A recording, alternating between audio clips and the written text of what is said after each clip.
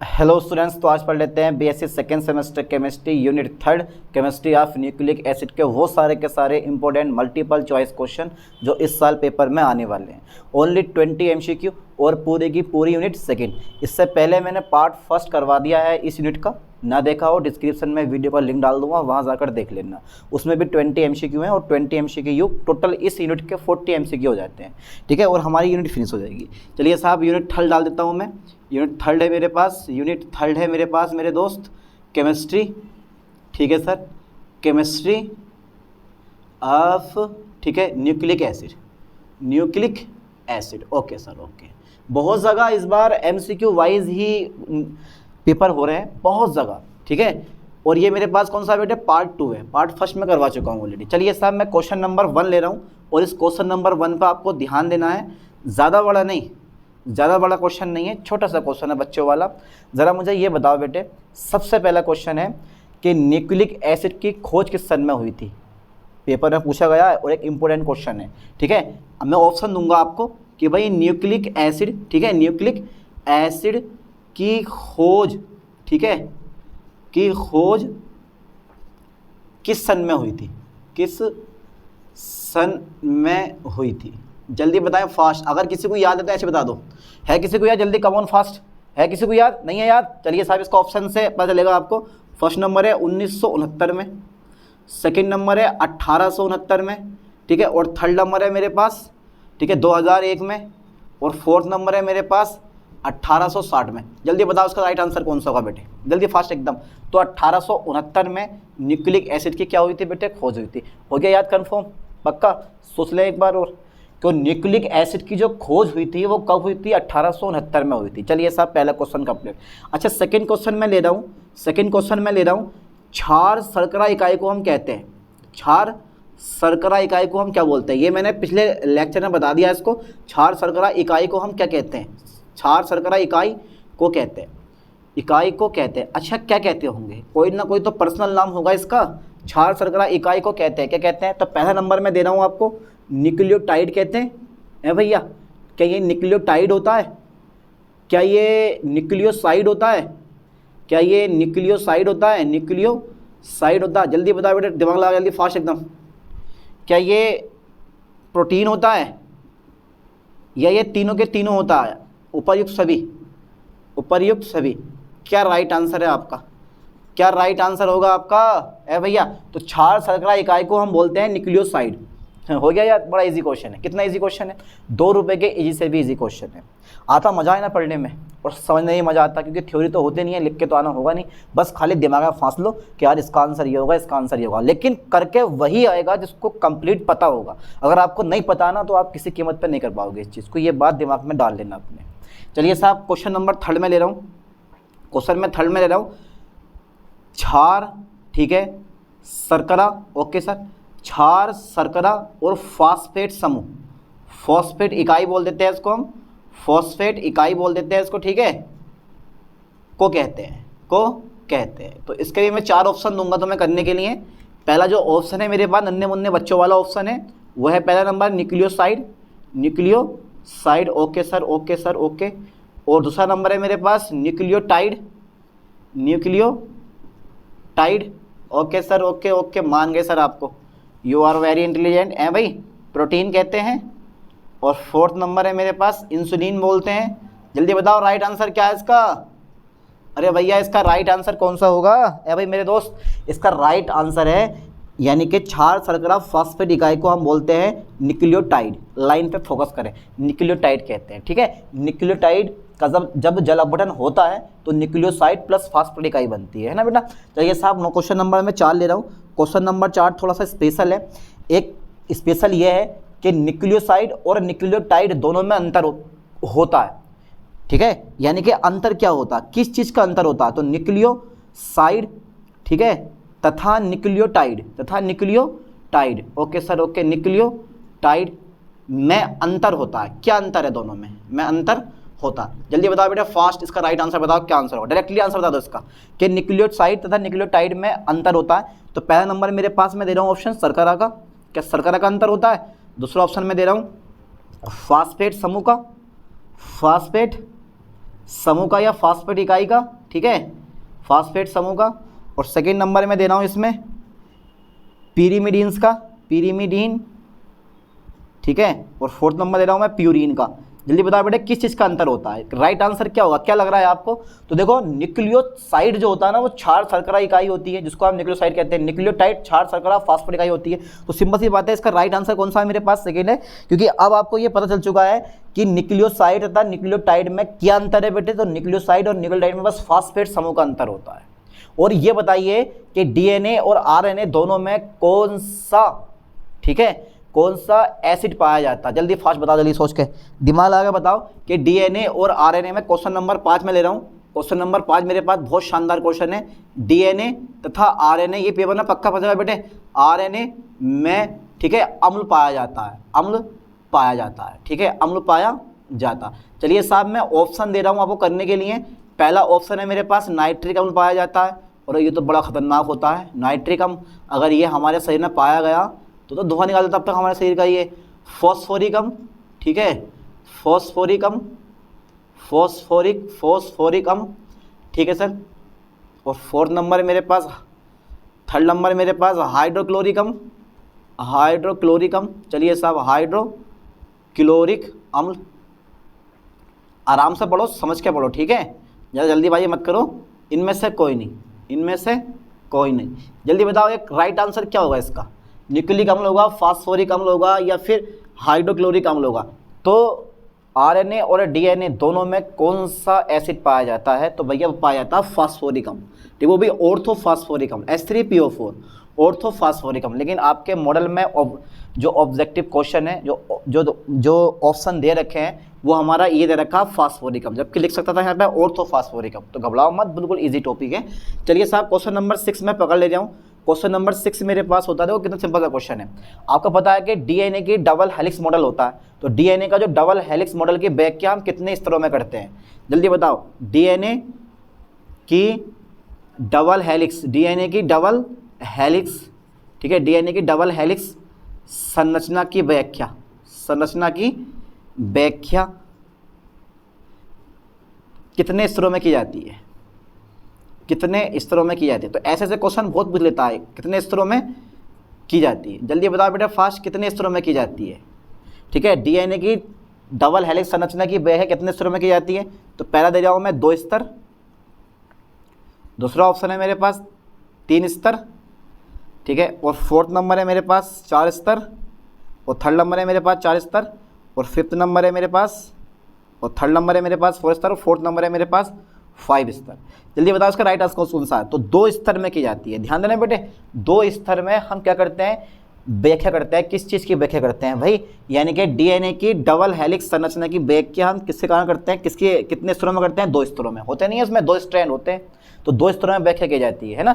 चलिए साहब एक क्वेश्चन और ले रहा हूँ मैं, क्वेश्चन नंबर 7 में ले रहा हूँ, ठीक है।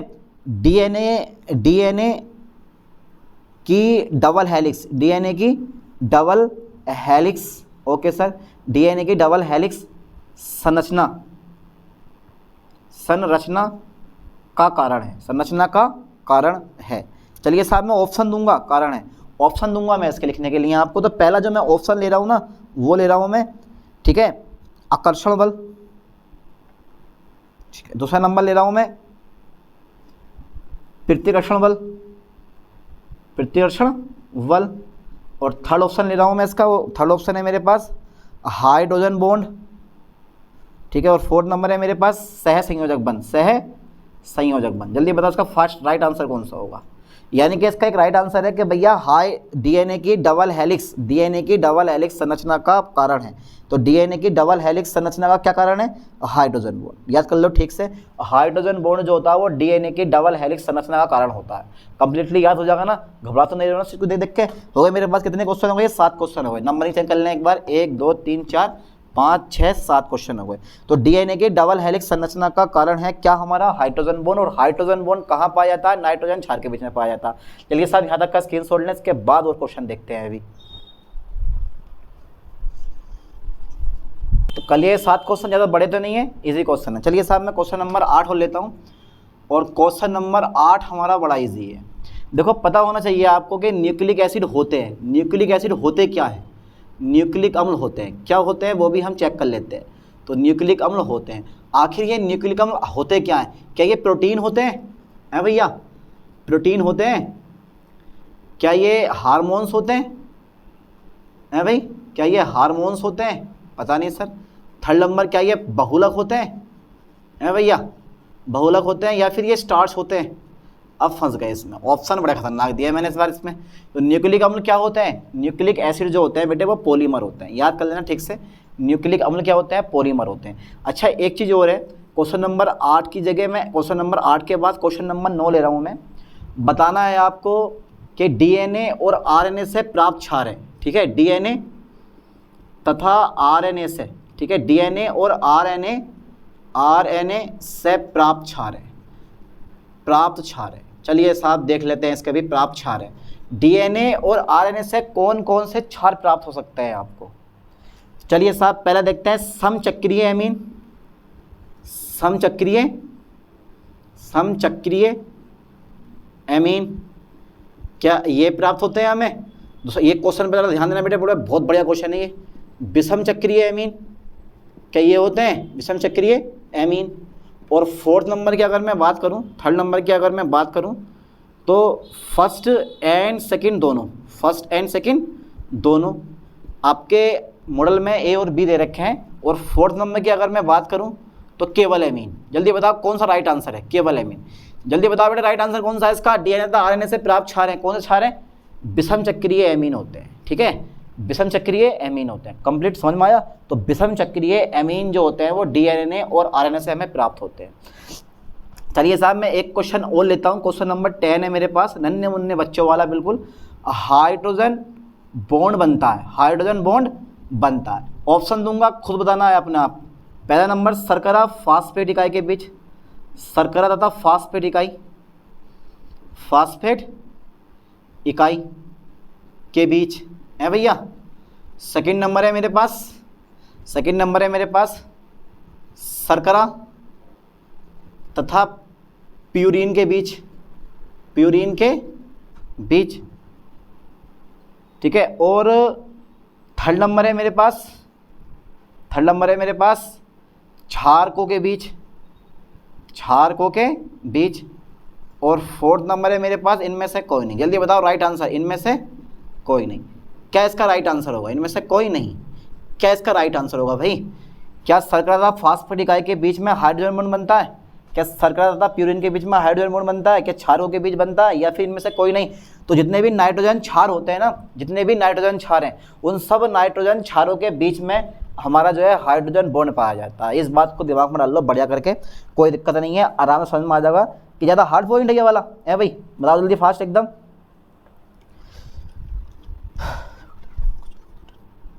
चलिए साहब क्वेश्चन नंबर 11 में पकड़ रहा हूँ। क्वेश्चन नंबर 11 में आता हूँ आरएनए पे। आपने पढ़ रखा है टीआरएनए, ट्रांसफर आरएनए, ठीक है। टीआरएनए की संरचना होती है, टीआरएनए की संरचना होती है बेटे, कैसी होती है? चलिए साहब मैं ऑप्शन दे दूँ आपको। पहला ऑप्शन है मेरे पास बहुत बढ़िया, अरे दूसरा ऑप्शन उससे ही बढ़िया, तीसरा ऑप्शन उससे ही बढ़िया है। तो टीआरएनए की संरचना होती है, पहली त्रिबीम होती है। क्या त्रिबीम हो सकती है? दूसरा नंबर है मेरे पास क्या एक बीम हो सकती है? और थर्ड ऑप्शन है मेरे पास धागे के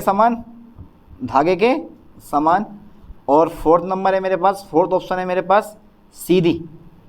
बताओ ज़रा कैसी होती है टीआरएनए की संरचना? कैसी होती है? तो भैया धागे के समान होती है। याद कर लेना ठीक से, टीआरएनए की संरचना धागे के समान होती है। आपको पता होना चाहिए कि आरएनए 3 प्रकार का होता है। आरएनए के प्रकार कितने होते हैं? 3 प्रकार का, एमआरएनए, टीआरएनए और हमारे पास एक होता है आरआरएनए। अब आरआरएनए से क्वेश्चन है, क्वेश्चन नंबर 12 ले रहा हूँ मैं। आरआरएनए, ठीक है, कोशिका के कुल आरएनए का, कोशिका के कुल आरएनए का, ठीक है, कितना भाग बनाता है? चलिए साहब इसका अगर किसी को पता है आंसर तो मुझे बता दो बेटे। क्या 60%? क्या 80%? क्या भैया 110% या 100%? बताओ बेटे ज़रा ध्यान से। 100%। बताओ राइट आंसर कौन सा इसका बेटे? तो 80% बनाता है, ठीक है। यानी कि आरएनए कोशिका के कुल आरएनए का कितना भाग बनाता है? तो 80% आरएनए का भाग जो होता है वो इसी आरएनए से बनकर बना होता है। राइबोसोमल बोलते हैं या राइबोसोमी आरएनए बोलते हैं इसको हम, ठीक है। क्वेश्चन नंबर 12 की जगह मेरे पास 13 आ जाता है भैया। क्वेश्चन नंबर 13 के प्यूरिन तथा पिरीमिडीन्स, ठीक है, प्यूरिन तथा पिरीमिडीन्स के बीच बॉन्ड पाया जाता है। जल्दी बता बेटा कौन सा बॉन्ड पाया जाता है? बॉन्ड पाया जाता है, एक बॉन्ड पाया जाता है, उसका नाम होता है मेरे पास सहसंयोजक बंध पाया जाता है। देख लेंगे इसे भी आज। क्या ये सहसंयोजक बंध पाया जाता है मेरे दोस्त? पता नहीं सर, इसके बारे में हमें नहीं पता। क्या उपसहसंयोजक बंध पाया जाता है? उपसहसंयोजक बंध पाया जाता होगा क्या सर? 4th नंबर है मेरे पास, 3rd नंबर है इसका मेरे पास, हाइड्रोजन बॉन्ड पाया जाता होगा। अरे सर पता नहीं। और 4th नंबर मेरे पास है इसका द्विध्रुव बल। बताओ जरा बेटे कौन सा बल पाया जाता है, यानी कौन सा बॉन्ड पाया जाता है? तो प्यूरिन तथा पिरीमिडीन के बीच बॉन्ड पाया जाता है। कौन सा? हाइड्रोजन बॉन्ड पाया जाता है, ठीक है। और प्यूरिन और पिरीमिडीन आपस में इसी हाइड्रोजन बॉन्ड के द्वारा आपस में जुड़े होते हैं। चलिए साहब एक क्वेश्चन और लेता हूं मैं, क्वेश्चन नंबर 14, नन्हे मुन्ने बच्चों वाला क्वेश्चन है ये। और इस क्वेश्चन का आंसर आप पक्का बता दोगे, और पक्का ये बता देंगे देखो कि भैया डीऑक्सी, ध्यान देना लाइन पे, डीऑक्सी राइबोस,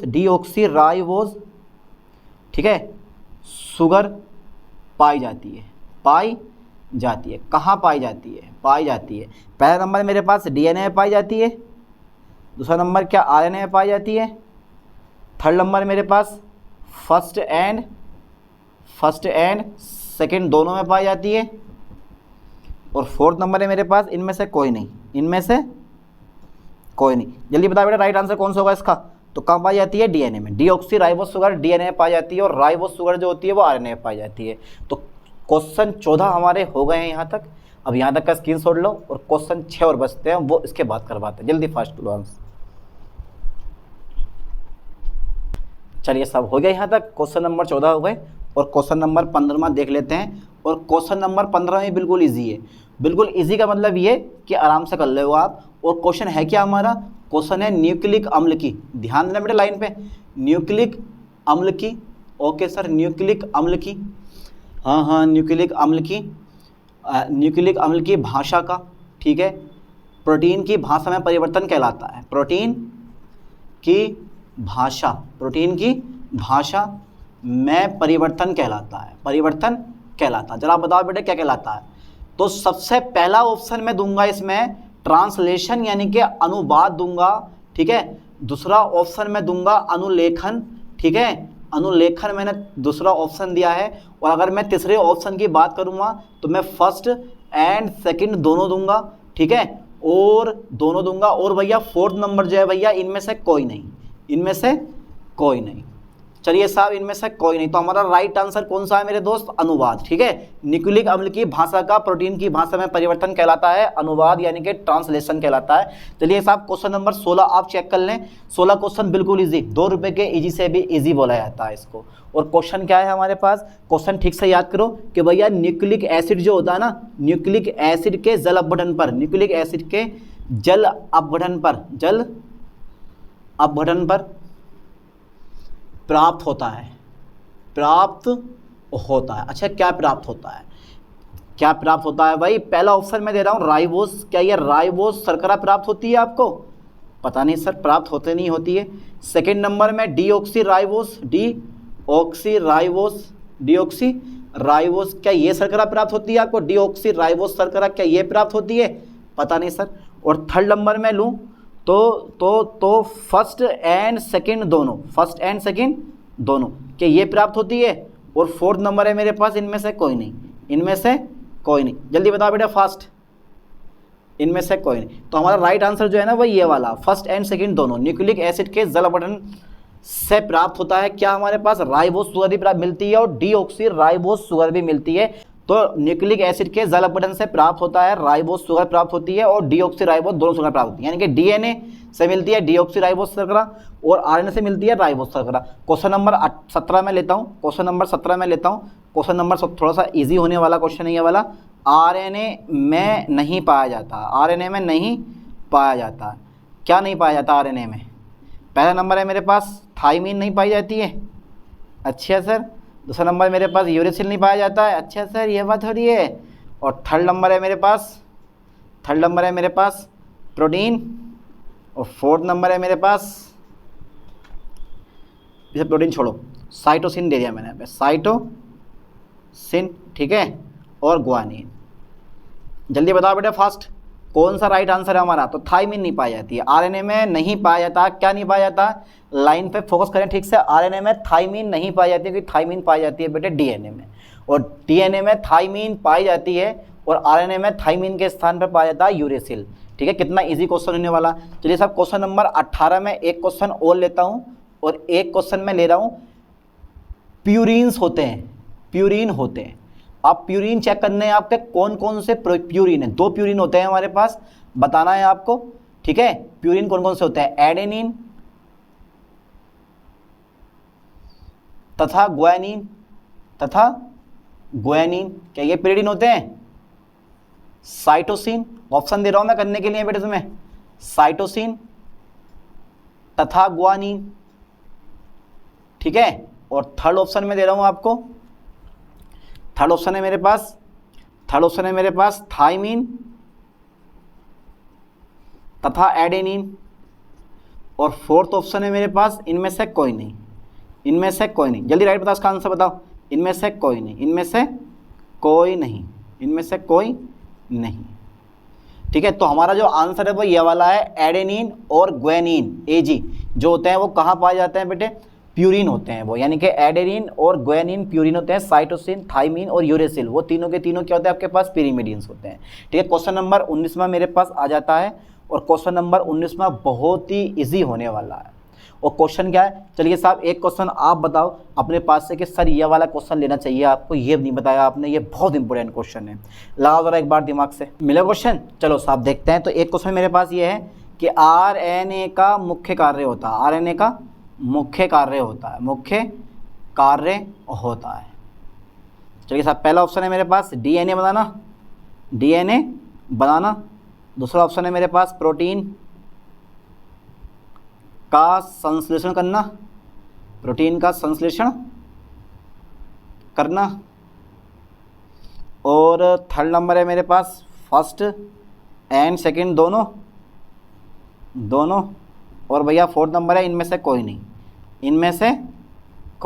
जल्दी बताओ बेटे, इनमें से कोई नहीं। राइट आंसर बताओ। तो भैया प्रोटीन का संश्लेषण होता है, ठीक है। अच्छा एक चीज़ और है, क्वेश्चन नंबर 20 मैंने ले लिया कि न्यूक्लिक अम्ल कितने प्रकार के होते हैं? न्यूक्लिक अम्ल जो होते हैं कितने प्रकार का होता है? क्या होते हैं? पहला नंबर 1 है, सेकंड नंबर 2 है, थर्ड नंबर मेरे पास 3 है, और फोर्थ नंबर मेरे पास 4 है। जल्दी बताओ। तो हमारा राइट आंसर है 2। तो न्यूक्लिक एसिड जो होता है वो 2 प्रकार का होता है, डीएनए और आरएनए, ठीक है। तो ये 20 क्वेश्चन ये हो गए, और 20 क्वेश्चन पार्ट फर्स्ट में मैंने करवा दिए हैं। टोटल 40 क्वेश्चन होगा, इन्हीं क्वेश्चन से आपका पेपर बनने वाला है। अब क्वेश्चन को दिमाग में फांस लो, समझ के चले जाओ, ठीक है। और थ्योरी थोड़ी बहुत पढ़ लो, क्योंकि थ्योरी से ये सारे के सारे क्वेश्चन ईजी हो जाते हैं। चलिए साहब अब नेक्स्ट चैप्टर के कुछ MCQ क्वेश्चन करवाऊंगा। अब मिलते हैं नेक्स्ट वीडियो में नए क्वेश्चन के साथ। थैंक्स।